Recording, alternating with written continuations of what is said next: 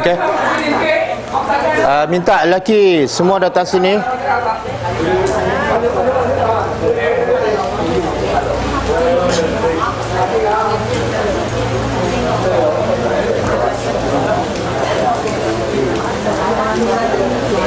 Adik-adik minta datang-datanglah.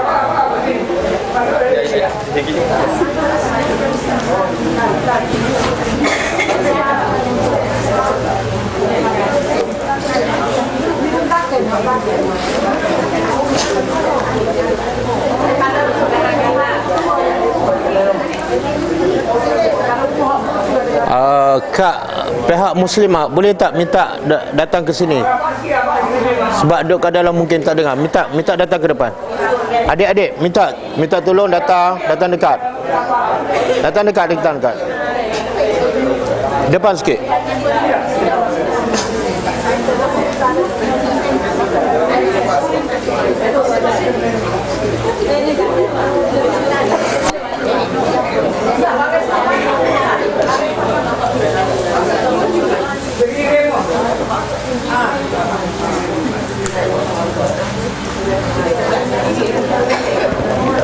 Okey, yang di bawah minta tolong naik ke atas.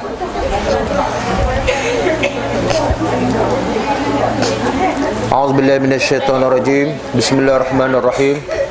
Alhamdulillahirabbil alamin, nahmaduhu wa nasta'inu wa nastaghfiruh.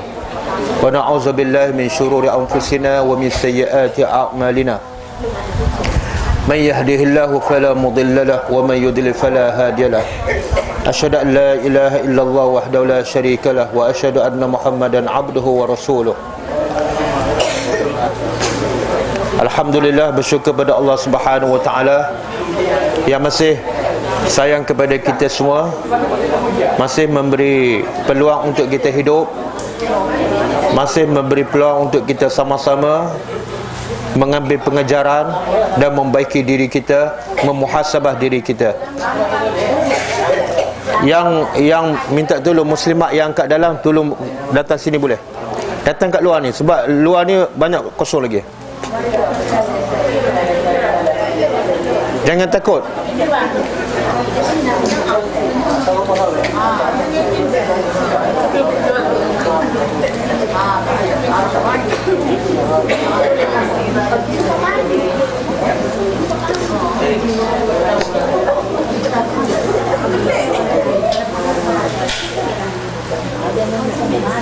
Okay, Assalamualaikum warahmatullahi wabarakatuh. Dan salam sejahtera kepada saudara kita dari berbangsa Cina. Salam sejahtera. Alhamdulillah, bersyukur pada Allah Subhanahu wa taala. Dengan izinnya, dengan kehendaknya, kita berkumpul di sini dan saya dapat sampai di sini dan dapat berjumpa dengan tuan-tuan, puan-puan muslimin muslimat yang dirahmati Allah. Alhamdulillah. Ini adalah satu nikmat. Dalam satu hadis Nabi sallallahu alaihi wasallam, dalam peperangan Hunain, bila selesai dalam peperangan Hunain yang berlaku pada tahun 8 Hijrah,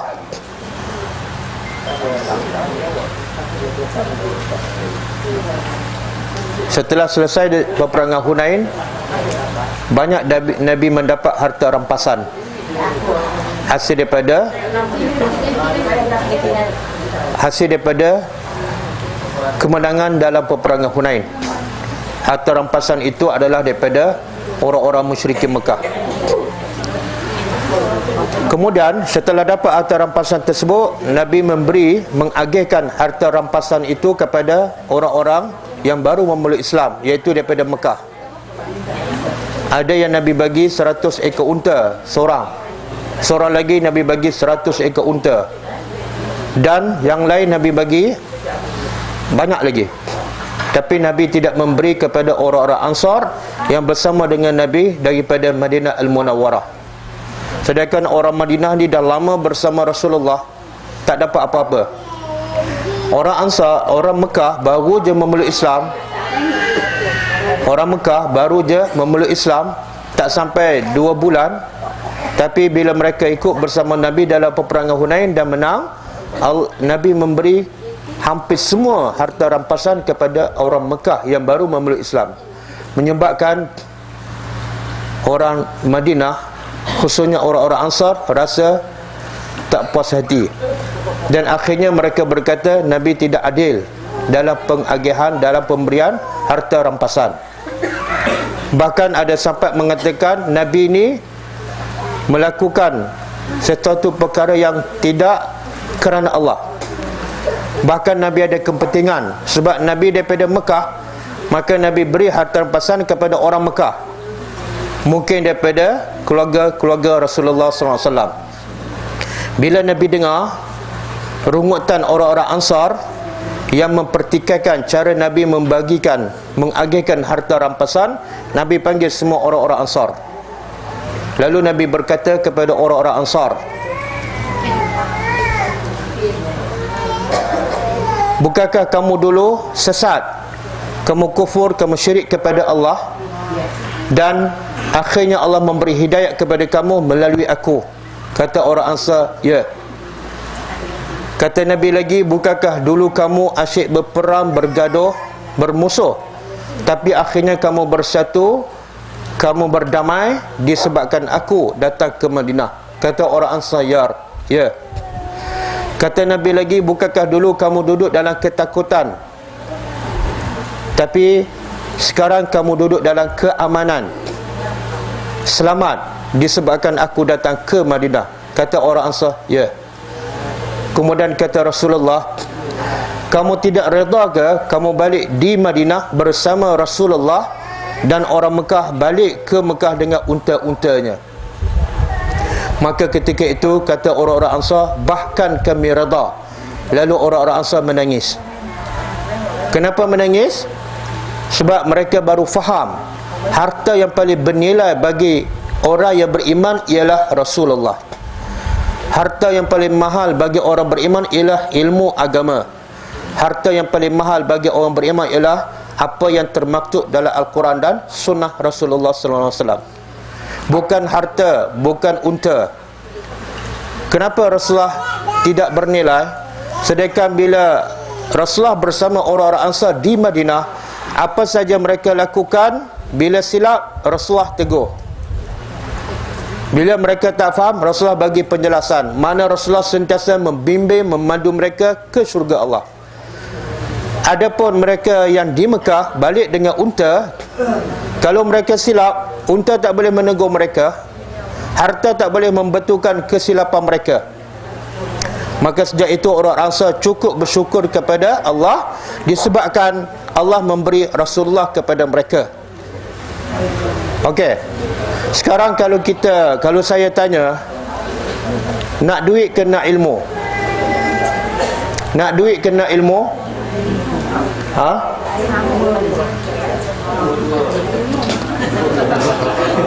Tak. Pilihan, nak duit ke nak ilmu?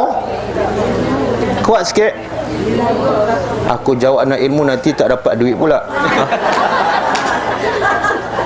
Ha? Nak ilmu ke nak duit?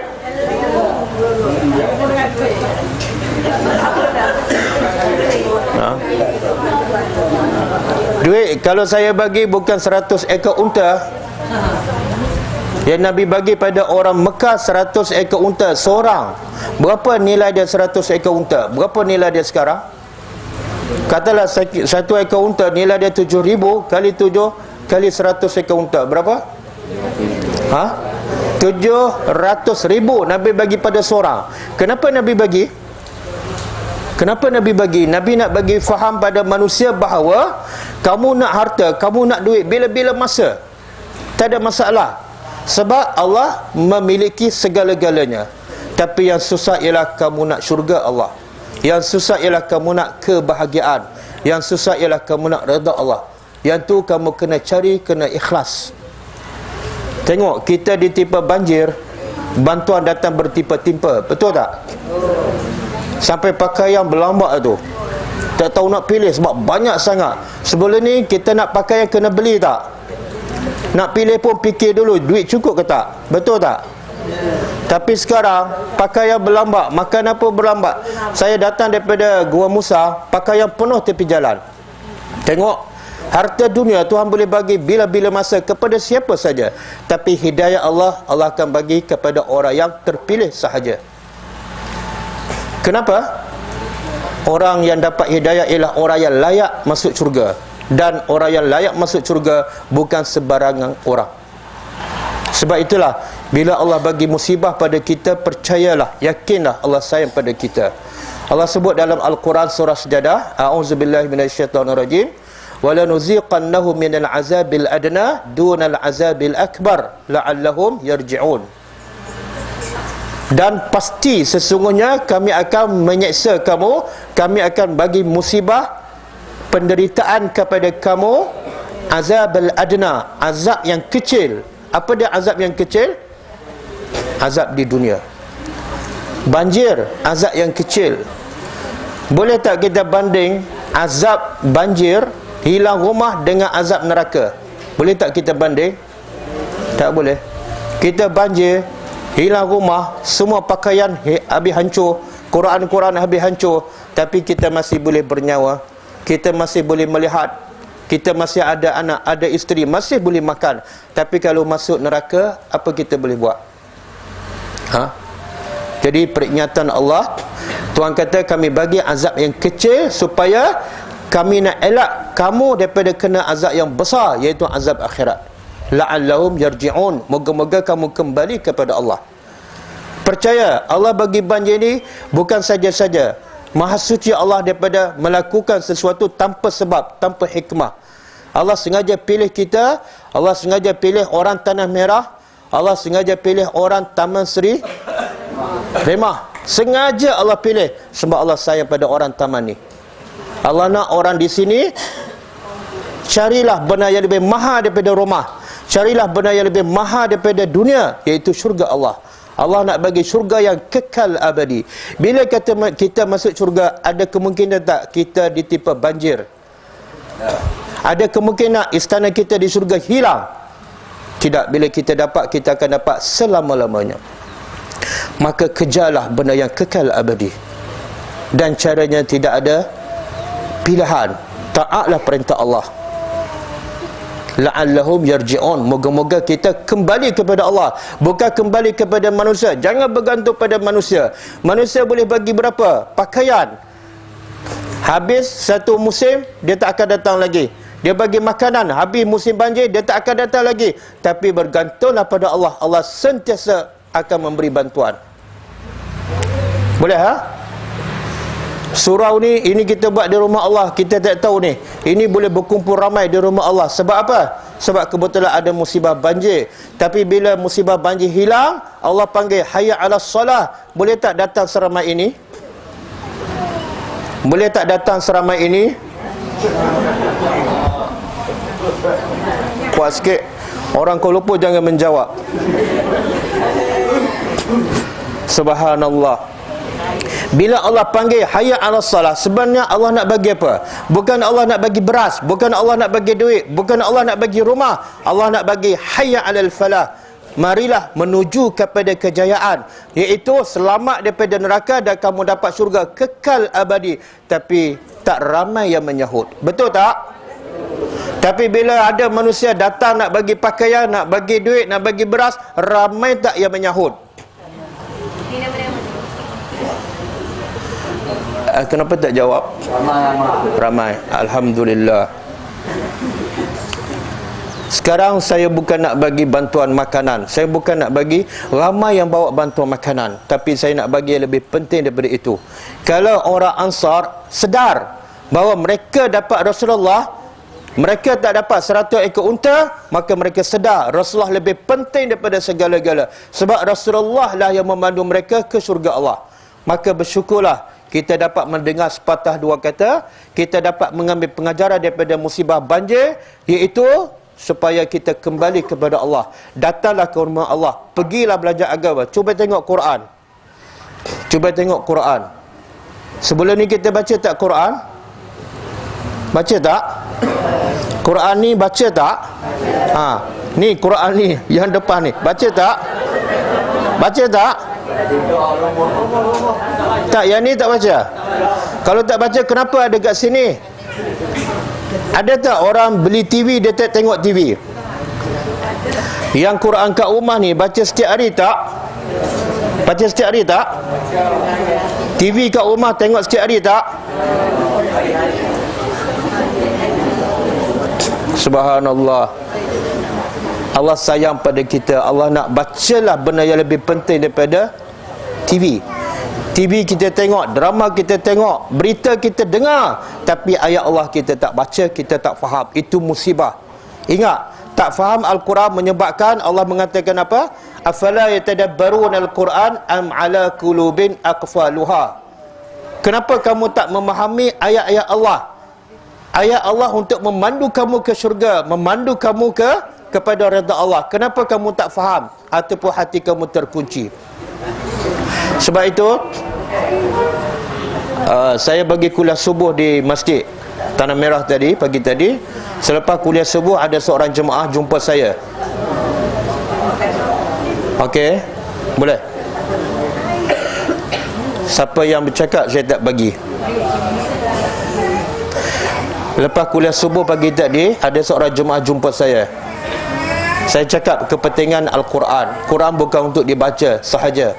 Quran adalah panduan dalam kehidupan kita. Dan tak mungkin Quran memandu kita kalau kita tak faham. Maka wajib faham Al-Quran. Bacalah Al-Quran. Fahamilah maksud-maksud Al-Quran. Jadi bila saya ceramah kuliah subuh, datang seorang jemaah jumpa saya. Dia kata, Ustaz, sekarang baru saya faham. Selama ni saya baca setiap hari Al-Quran, tapi saya tak faham. Bila datang banjir, Quran yang selalu saya baca hanyut depan mata saya, hilang. Baru saya faham Allah tarik Quran sebab saya tak peduli pada perintah Allah dalam Quran. InsyaAllah lepas ni saya akan baca dan saya akan faham. Bagus ambil pengajaran. Bagus ambil pengajaran. Tengok Quran banyak kan, tak ada siapa baca. Kalau baca pun tak faham. Tengok TV faham, tengok drama faham, suami cakap faham, bos cakap faham, tapi Tuhan cakap tak faham. Sedangkan kita hidup adalah dengan ihsan daripada Allah, dengan rahmat Allah. Marilah kita menginsafi, kita sama-sama muhasabah diri kita, bahawa banjir yang Allah bagi ini adalah satu nikmat, bukan musibah. Banjir yang Allah bagi kepada kita bukan musibah, tapi nikmat. Supaya apa? Kita dapat lebih penting, lebih baik daripada rumah. Kita dapat lebih baik daripada dunia. Apa dia? Akhirat. Yang Allah nak bagi pada kita bukan rumah yang hanyut. Yang Allah nak bagi pada kita bukan harta yang rusak, tapi yang Allah nak bagi ialah syurga yang kekal abadi. Marilah kita mentaati perintah Allah. Bila masuk waktu solat, datanglah solat. Solat 5 waktu. Kita hidup ni kerana Allah. Allah selamatkan kita. Walaupun mungkin rumah kita dah rosak, dah hancur, tapi Allah masih sayang. Allah masih selamatkan diri kita.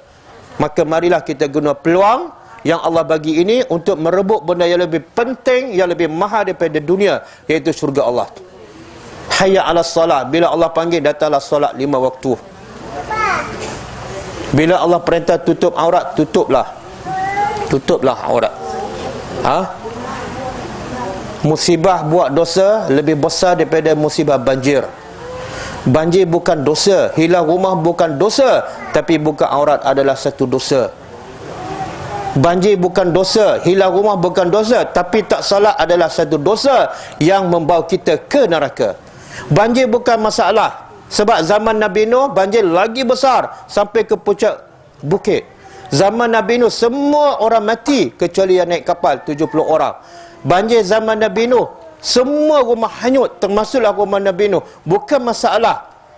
Yang masalah ialah iman kita banjir, akidah kita hanyut. Itu masalah. Jadi peringatan besar daripada Allah kepada orang Kelantan, kepada orang Tanah Merah, menandakan Allah sangat sayang kepada kita semua. Maka marilah kita mulai daripada sekarang menginsafi bahawa yang kita kejar selama ni ialah yang qalilun, yang terlalu kecil, terlalu sedikit. Yang Tuhan nak bagi pada kita ialah wa jannatin 'arduha as-samawati wal ard. Syurga seluas langit dan bumi. Jadilah orang-orang yang cerdik.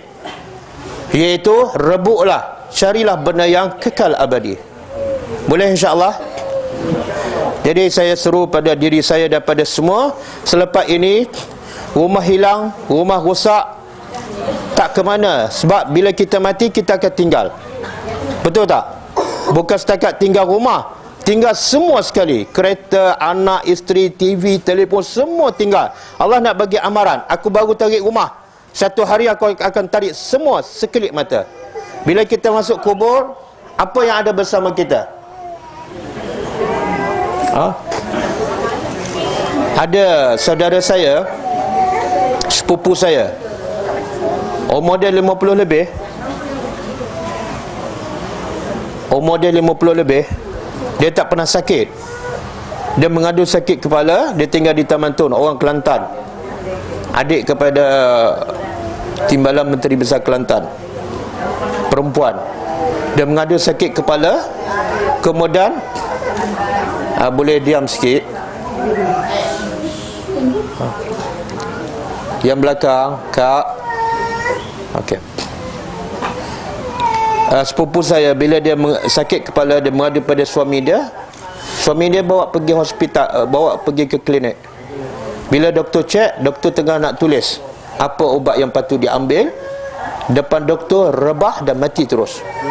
Tengok, kita banjir, masih hidup, hilang rumah, dia terus. Allah tiadakan peluang. Nak tambahkan amalan ke, nak tingkatkan iman ke, dah tak ada peluang. Tapi kita, Allah masih sayang. Allah nak kita rebut peluang, tambahkan amalan, supaya kubur kamu yang sempit menjadi luas, kubur kamu yang gelap menjadi cerah, bukan menjadi lubang neraka. Rebutlah peluang sebelum malaikat maut datang mencabut nyawa kita. Okey, tujuan saya datang ke sini dan bercakap pada pagi ini bukan nak bagi bantuan dari segi material, tapi saya nak bagi sokongan moral, nak bagi motivasi pada semua mangsa yang terlibat dengan banjir, supaya kita faham musibah ini bukan musibah sebenarnya. Musibah adalah nikmat, supaya kita kembali kepada Allah dan kita mencari benda yang lebih kekal daripada yang kita kejar sekarang. Carilah redha Allah, carilah syurga. Selepas ini, pergilah belajar agama, bacalah Al-Quran, tadabburlah Al-Quran. InsyaAllah, kalau perlu, saya boleh datang. Saya boleh datang insyaAllah sekitar Tanah Merah sebulan sekali ke. Datanglah belajar tadabbur Al-Quran, belajarlah sunnah Nabi SAW. Percayalah, bila kita ikut Nabi, hidup kita akan selamat walaupun rumah tak ada. Tapi kalau rumah ada, rumah selamat, anak selamat, isteri selamat, tapi kita tidak ada hidayah, percayalah, yakinlah, kita akan celaka hidupnya. Jadi insyaAllah, selain daripada bagi tazkirah, bagi panduan, saya nak bagi sedikit sumbangan yang tak seberapa. Jadi saya minta pihak sebut nama.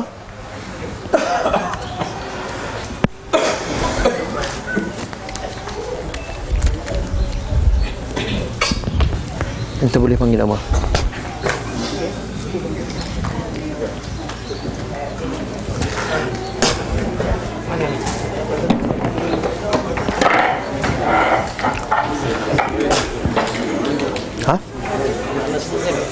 Tak cukup kok.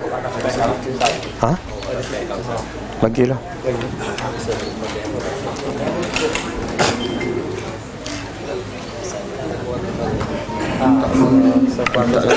Bagi buku Lui.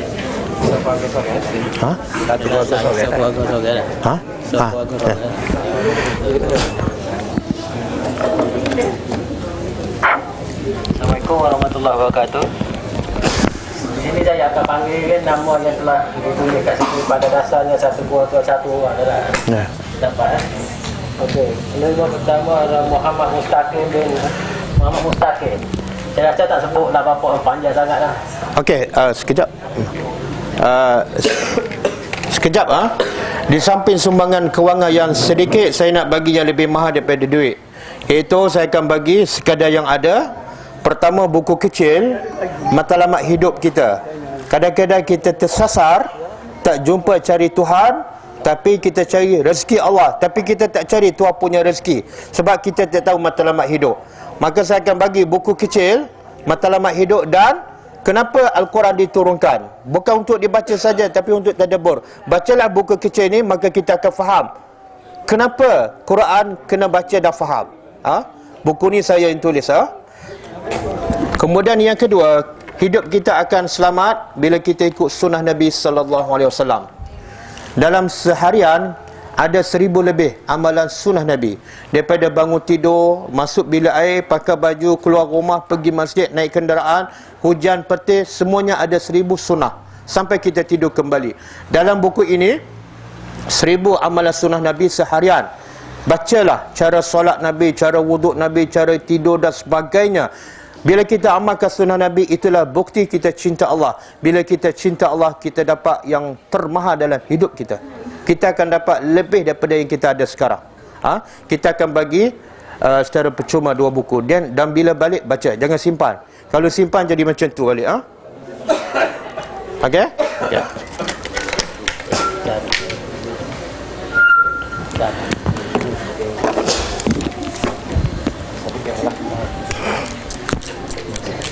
Ya, mustaqil dapat tak? Okey. Muhammad Masro.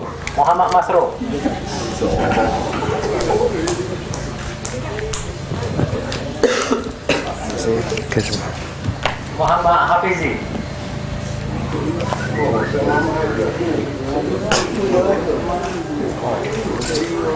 Nik Muhammad. Nik Muhammad.